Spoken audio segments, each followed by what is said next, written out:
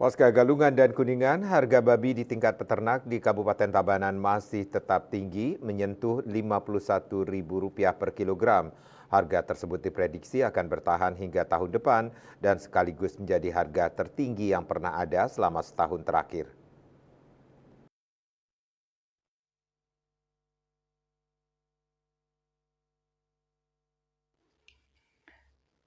Peternak babi di Desa Baru, Kecamatan Marga, Kabupaten Tabanan, Iketut Gede, Jaya Ade, mengaku harga jual babi masih tinggi usai Hari Raya Galungan dan Kuningan. Rata-rata harga ditransaksikan di kisaran Rp50.000 per kilogram hingga Rp51.000 per kilogram. Harga tersebut masih sama seperti jelang Galungan dan Kuningan lalu. Harga ini disebabkan oleh permintaan babi untuk antar pulau yang cukup tinggi, sedangkan populasi babi di Bali sangat sedikit saat ini. Permintaan antar pulau babi ini bertujuan pengiriman ke Sulawesi Utara, Pontianak, dan Manado.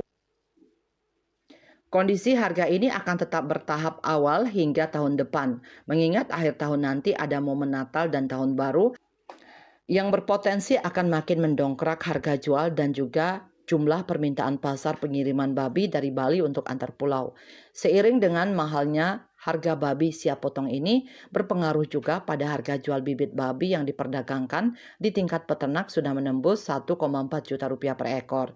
Sementara itu, berdasarkan monitoring harga yang dilakukan oleh Dinas Perindustrian dan Perdagangan di Perindak Kabupaten Tabanan, di sejumlah pasar tradisional pasca Hari Raya menemukan terjadi sejumlah penurunan harga pada sejumlah komoditi. Di antaranya daging babi yang diperdagangkan turun ke posisi Rp90.000 per kilogram pada awal minggu ini dari posisi sebelumnya sebesar Rp95.000 per kilogram, dan kentang yang turun ke posisi Rp18.000 per kilogram dari posisi Rp20.000 per kilogram.